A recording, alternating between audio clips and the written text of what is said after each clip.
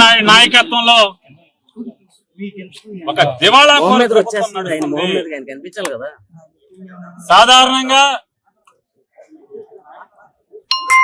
మనం గుజరాత్ లో ఒక నీరవ్ మోడీ అనో లేదా బెంగళూరులో ఒక మల్లైనో లేదా ఇట్లాంటి బ్యాంకు దోపిడీదారులను చూస్తాం.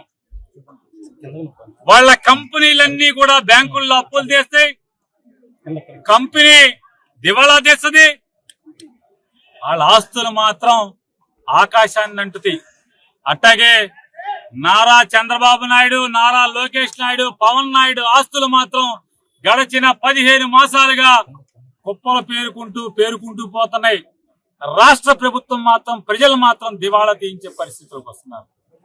ఇవాళ ఇసుక అమ్ముతున్నారు, బూడిద అమ్ముతున్నారు, మట్టి అమ్ముతున్నారు, దేవుడి భూములను అమ్ముతున్నారు, ఆఖరికి ప్రజల ఆస్తుల్ని చెరబడుతున్నారు. ఇంటి పన్ను మార్చాలంటే 25,000 తెలుగుదేశం పార్టీ పచ్చ చొక్కా కార్యకర్తకి ఇవ్వందే ఇంటి పన్ను మారే పరిస్థితి లేదు. ఎంఆర్ఓ ఆఫీసు పాస్ పుస్తకం ఇవ్వాలంటే ఆస్తి విలువను బట్టి 50,000 నుంచి 3, 4, 5 లక్షలు ఎకరానికి ఆ ఆస్తి విలువను బట్టి డబ్బు లంచం కొడితే గాని ఎంఆర్ఓ ఆఫీస్ లో పాస్ పుస్తకం వచ్చే పరిస్థితి లేదు. ఎవడన్నా ఎమ్మెల్యే ఇంటికి వెళ్ళి చెప్పుకుందాం అంటే పట్టించుకునేవాడు లేడు. వాడు ఎవడగాడు బ్యాంకుల్లోనే మాత్రమే చూసేవాళ్ళం ఇదివరకు. డబ్బులు నోట్లు లెక్కెట్టే మెషిన్లు. ఇవాళ తెలుగుదేశం పార్టీ ఎమ్మెల్యేలు మంత్రులలో 1-2 మెషిన్లు కొనుక్కుని లెక్కెట్టుకునే పరిస్థితిలో ఉన్నారు. వారం సాయంత్రం శనివారం ఉన్నాయే పవన్ కళ్యాణ్, నారా చంద్రబాబు నాయుడు, నారా లోకేష్ నాయుడు ఈ రాష్ట్రంలోని మంత్రులందరూ కూడా విమానాలెక్కి హైదరాబాద్ వెళ్ళిపోతున్నారు. వెనక ఎస్కాట్ కారుల్లో మూటలు హైదరాబాద్ వెళ్ళిపోతున్నాయి. వీళ్ళు మాత్రం పెరిగిపోతున్నారు, వీళ్ళ ఆస్తులు పెరిగిపోతున్నాయి. ఎన్నికల అఫిడవిట్ లో ఇచ్చిన ఆస్తులకి ఇవాళ వాళ్ళు కొనుక్కున్న ఆస్తులకి చూస్తే అసలు పగలకి రాత్రికి ఉన్న తేడా ఉంది. కానీ గవర్నమెంట్ జనాల మీద మాత్రం 2,25,000 కోట్ల రూపాయలు అప్పులు తెచ్చింది. అక్షరాల 2,25,000 కోట్ల రూపాయలు ఈ 15 మాసంలో. ఏ చేతులు పడిపోయినాయా నారా చంద్రబాబు నాయుడు అని అడుగుతున్నాను. 6,000 కోట్ల రూపాయలు ఈ ఆగిపోయినటువంటి వాటికి బిల్స్ ఇస్తే అయిపోతుంది కదా, ఎందుకు ఇవ్వని అడుగుతున్నాను.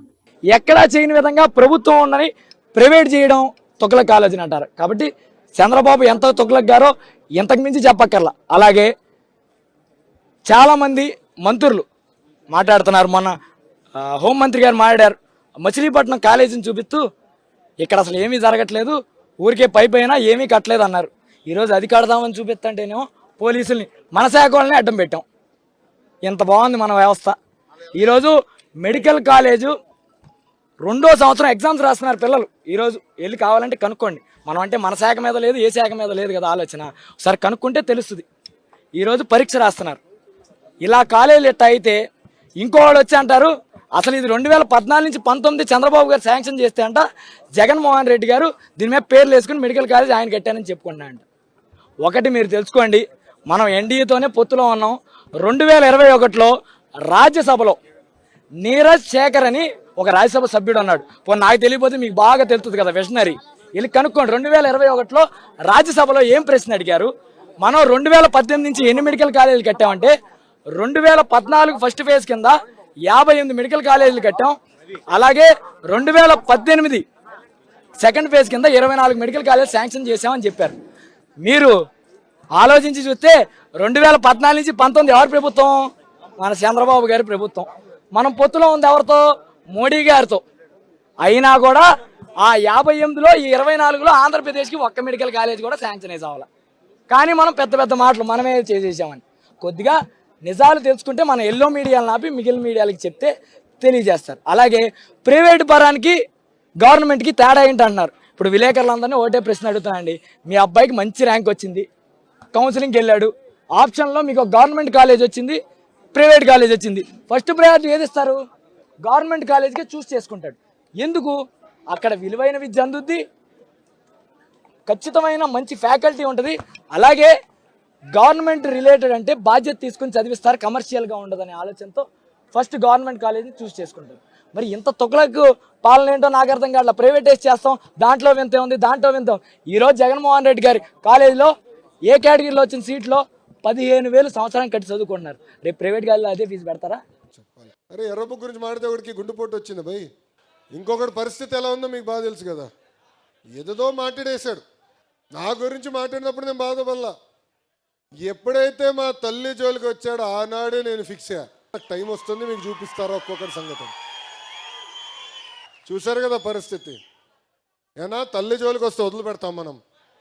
ఎవరిని వదిలిపెడతారా? ప్రసక్తేలే. ఇంకొకడు ఉన్నాడు, ఎర్ర బుక్ చెప్తే బాత్రూంలో కాలు జారిపడి చీర కొట్టుకున్నాడు. ఒక పద్ధతి ప్రకారం వెళ్తున్నాం, చట్టపరమైన నిర్ణయాలు తీసుకుంటున్నాం. అందుకే మనం తీసుకున్న నిర్ణయం ఈరోజు ఎవడు ప్రశ్నించలేకపోతున్నాం. ప్రజలు కూడా ఎస్ బాగా చేస్తున్నారు, వీళ్ళకి తెలియాలరా అనేది ప్రజలు కూడా భావిస్తున్నారు. అట్లా అని కాలు రెగరేసుకుని మనం తిరగకూడదు, అహంకారంతో మనం వివరించకూడదు. ప్రజల దగ్గరికి వెళ్ళాలి సౌమ్యులుగా. వేదిక ఉన్న పెద్దల దగ్గర నుంచి కుటుంబ సాధికార సారథి వరకు కూడా సౌమ్యులుగా వివరించాలి, అందుబాటులో ఉండాలి, తెలుసుకోవాలి.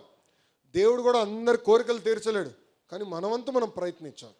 ఇప్పుడు రవణ అనేక అద్భుతమైన కార్యక్రమాలు చేస్తున్నారు, నియోజకవర్గంలో కూడా బాగా జరుగుతున్నాయి.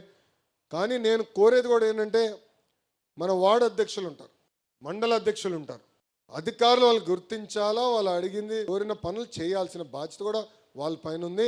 అలాంటి డైరెక్షన్ ఇవ్వాల్సిన అవసరం కూడా రవాణా పైన ఉంది. అలానే మీరు చట్టాన్ని ఉల్లంఘించి చెడ్డ పేరు పట్టుకు తీసుకొస్తే వదిలిపెట్టారు, నేనే వస్తా కర్ర పట్టుకొని. ఎందుకంటే ప్రజలు ఒక బాధ్యతతో మనం గెలిపించారు. 94% అండి, ఎప్పుడు రాని విధంగా మనకు వచ్చింది. నేను ఎప్పుడు నా కళ్ళ కూడా ఉంచలే ఇన్ని సీట్లు మనకు వస్తాయి. కానీ ప్రజలు గెలిపించారంటే ఒక బాధ్యత ఇచ్చారు. సో ఒళ్ళదేరు పెట్టుకుని అందరం పనిచేయాలా, కష్టపడాలా, వాళ్ళ సమస్యలు మనం పరిష్కరించాలా, ఆ దిశగా మనందరం పనిచేయాలని ఈ సభాముఖంగా నేను కార్యకర్తలందరూ